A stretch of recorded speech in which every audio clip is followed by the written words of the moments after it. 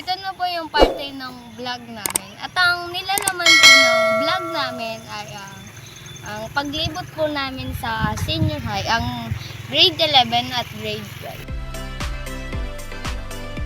12. Ito na po ang ating first classroom na grade 11. Ang section po nila dito ay Juilliard at ang kanilang class advisor po dito ay si Ma'am Angela S. Bacosa. Guys, nandito na tayo sa first classroom ng grade 12, ang grade 12 TBL EFA Agricultural Crops Production NC2.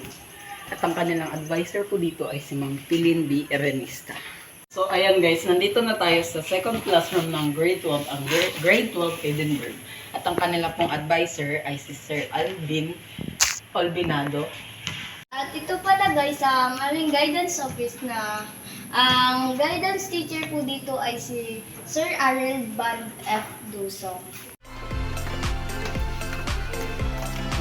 Ito na po tayo sa laboratory ng agriculture. Mahala dito ay si Sir Earl Timothy Malvas. Ayan guys, dito na po nagtatapos ang last part ng aming vlog na kung saan nandito ang grade 11 at grade 12. Don't forget pala guys, like, share, comment, subscribe, and don't forget to hit the notification bell.